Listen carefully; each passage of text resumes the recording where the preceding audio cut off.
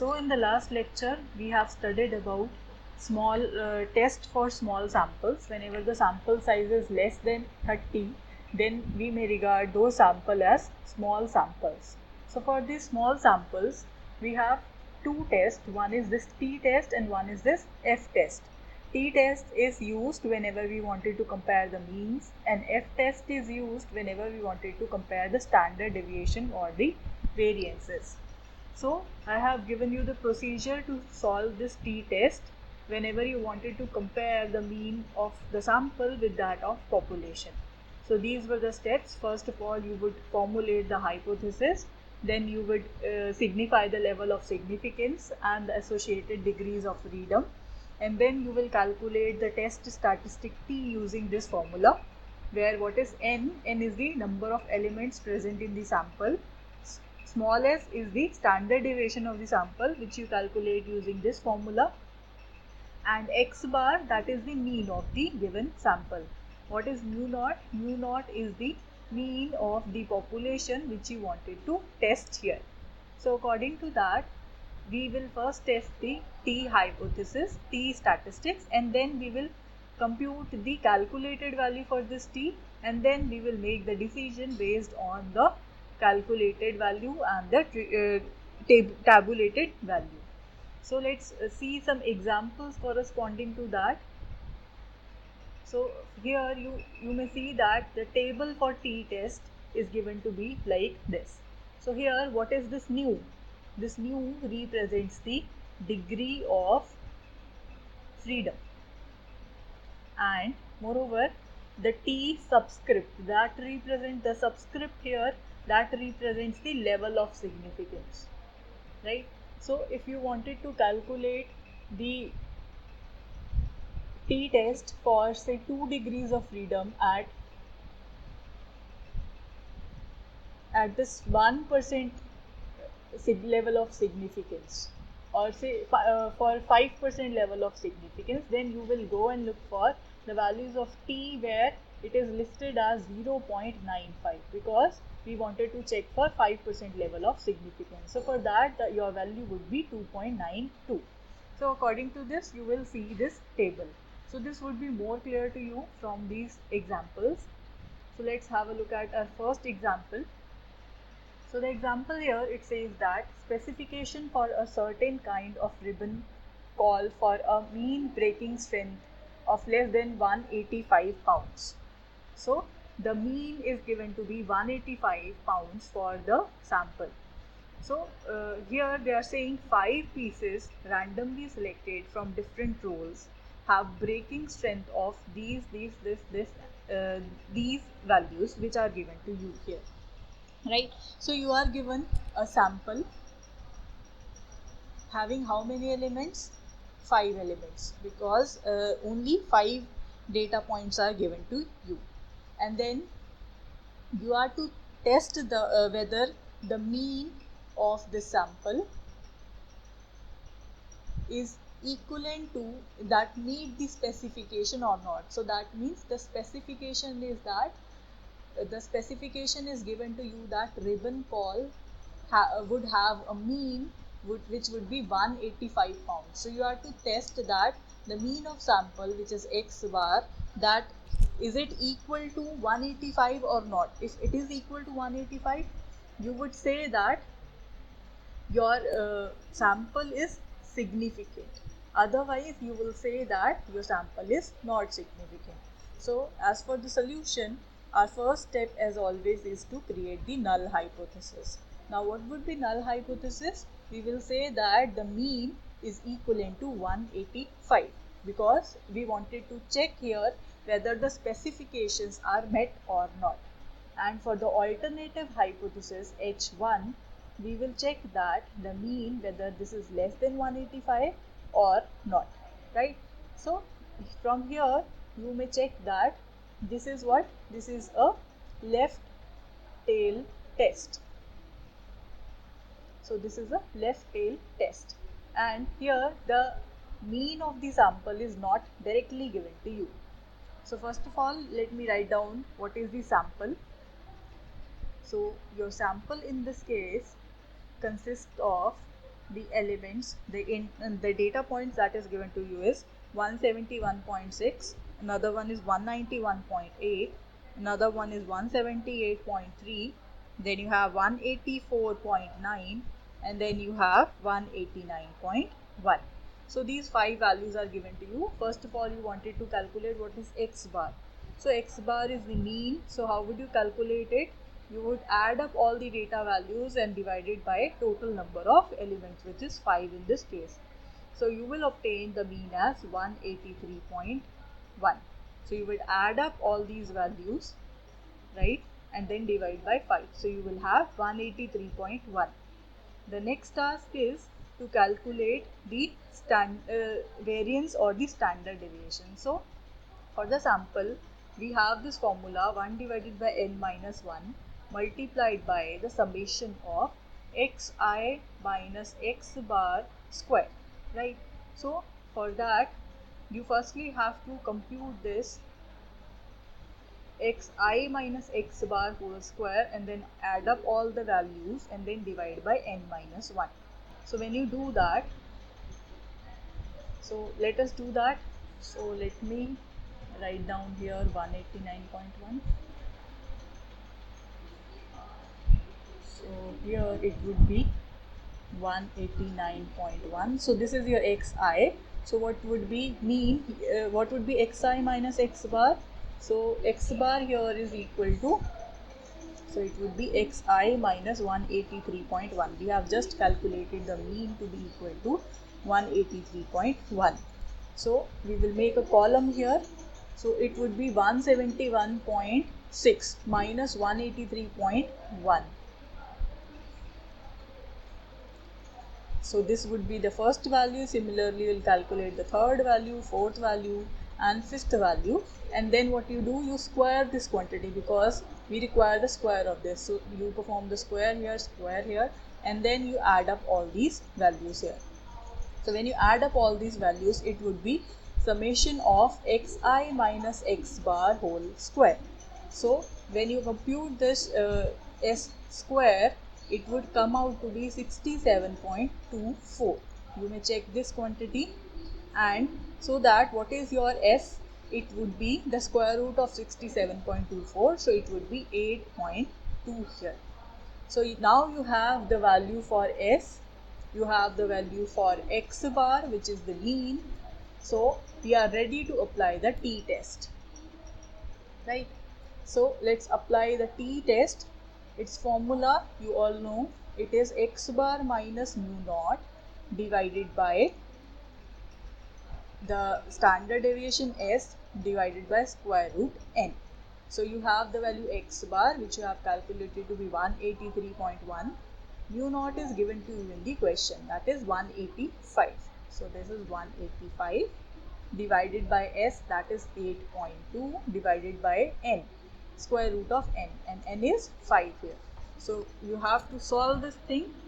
So here you would have the value as minus 0.49. So this is your value of t which you have calculated, right? Next is to obtain the tabulated value for t. Tabulated value for t. So in this case, we are to look for two things. One is this degree of freedom. Another thing is the level of significance. So how to determine these things? So you have to go back to the statement of your question. So here you may see that 5% level of significance is given to you in the question. So we will test our hypothesis at 5% level of significance. Even if also it is not given to you in the question, you may assume it to be any value that you would like, so that your errors are accordingly. In this case, we are likely to make the mistakes 5% of the times, right? And our decisions would be correct 95% of the times. And here the degree of freedom, it is given by the formula n minus 1. So here what is n? So here the degree of freedom is given by the formula n minus 1. So what is the what is the value of n here? That is equal to 5. So your degree of freedom is 4 here, right? So therefore, what is the tabulated value for t? Your tabulated value for t for 4 degrees of freedom and for 5% level of significance is obtained from this table here. So you will check it for the table. Let's see what is the value. So here the value for 4% level, 4 degrees of freedom with 5% level of significance is this number, 2.13. So we'll write this value over here. So it is 2.13. So this is the tabulated value and your calculated value is this one. So therefore, we will test our hypothesis now. How can we test this hypothesis? So for that we have to see what is our critical region. So we will draw this distribution and here we will locate the point 2.13. So which would be the tabulated value. So according to this would be your critical region.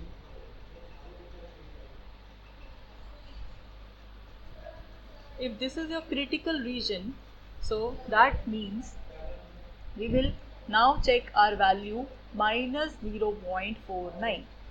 So minus 0.49 means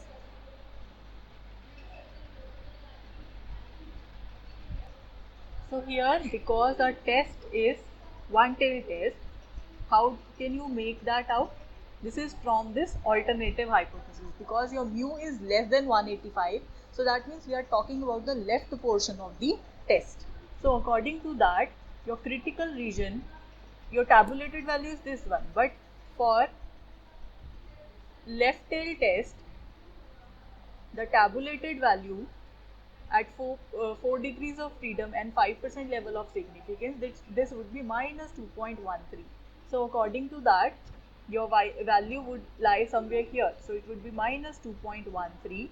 So according to this, the left portion of this minus 2.13 would be your critical region. If this is the critical region here, so now you will compare your values. So your calculated value here is minus 0.49. So minus 0.49 is obviously greater than minus 2.13. So therefore it will lie somewhere here, right? So it will lie in the region of acceptance. If it lies in the regions of acceptance, therefore we will accept our null hypothesis.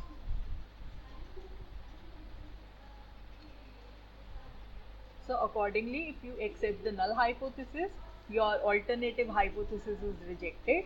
And so what was your null hypothesis? It states that the mean of whole of the sample, that is equal to 185 only. So we conclude that the rows of ribbon, they meet the given specification at 5% level of significance. So here let me write down the conclusion. So we will say that the rows of ribbon meet the given specification at 5% level of significance.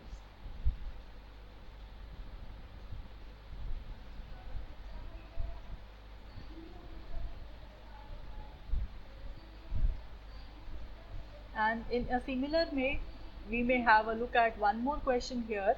The question says a random sample of 10 boys from a large class of students have the following IQs. So these IQs are given to you for the given 10 students taken from a class.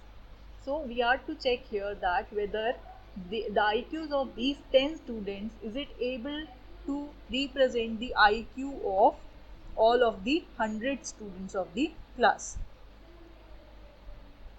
right? So here the population mean is given to you as 100 So let's get started. First of all, we have to formulate our hypothesis. So what would be a null hypothesis? Because here we wanted to test the mean of all these sample as equal to that of population. So this is for single mean. So we will specify the null hypothesis here as mu is equal to 100. If this is the null hypothesis, what would be your alternative hypothesis? We will say that the mean is not equal to 100 in this case. So here we have two-tail test.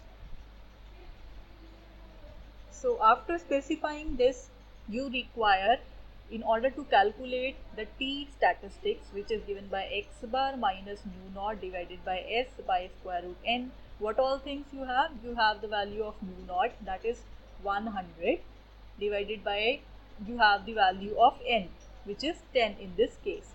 So you require this x bar and you require this s. Now what is the sample that is given to you? The sample is given to us as 70, 120, 110, 101, 88, 83, 95, 98, 107 and 100. So for this particular sample, we will calculate the mean here. So how do we calculate the mean? According to the given formula, summation xi minus x bar divided by n. So when you add up all these and divide by 10, you have the mean as 97.2, and moreover your standard deviation, what would be that? So your standard deviation, or I may compute the variance here, it would be given by the formula 1 divided by n minus 1 into summation of xi minus x bar whole square. So when you compute this, you will get this to be 203.73. So you may calculate, I request all of you to calculate this. So once you calculate this, you may substitute the values here. So it would be 92.7, it would be square root of 203.7 divided by square root 10. So the value here is 0.62, right? So this is the calculated value for t. Calculated value. The next step is to mark the tabulated value. So for the tabulated value, what do you require? You will require here, now for this tabulated value, two things are required. One is the degree of freedom. One is the degree of freedom.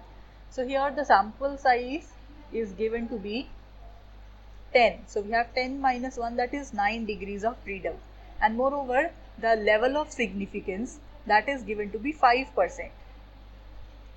But here is a catch, that you will not use 5% here. Why? Because your test is two-tail test. So for two-tail test, what happens here? For the critical region, suppose this is the given distribution, so your 5% would make up all of the critical region. Now your critical region lies on both sides of this distribution. So one is this portion, another one is this portion. So here we say that your 5% is divided into two portions. So here we will check our result at 2.5% on both sides. So this is for two-tail test. So that means we will check for the value of t at 0.025, right? Or you may say that you may check your values at 1 minus 0.025 comma the degrees of freedom, which are 9. So what is this value? This would be t 0.975 and at 9 degrees of freedom. So let's move and see what value is available for this tabulated value. So at 9 degrees of freedom, we have to see our value for this one, for 2.5% level of significance, right? So your value here would be this one, 2.26. So let's substitute our value here. So it would be 2.26. So therefore your tabulated value, this number would be here plus 2.26, and on the left hand side it would be minus 2.26, because your distribution is symmetrical. Now because you have identified the critical regions, so these two are your critical regions. According to these critical regions, this would be your region of acceptance. So now you have to see where does your calculated value lie. So for that, your calculated value is 0.62. So 0.62 would lie somewhere here, right? 0.62, which is the calculated value. So therefore the calculated value lie in the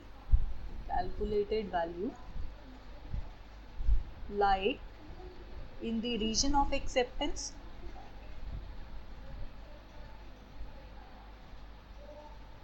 Therefore we will accept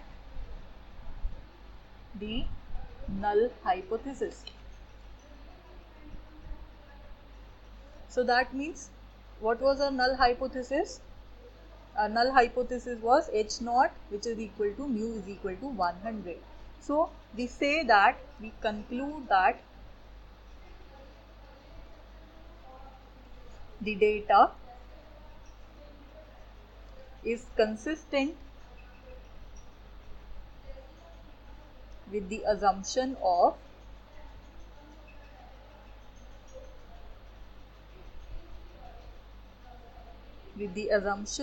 mean IQ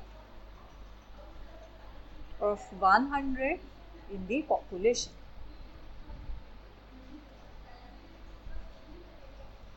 Right. So this is our conclusion.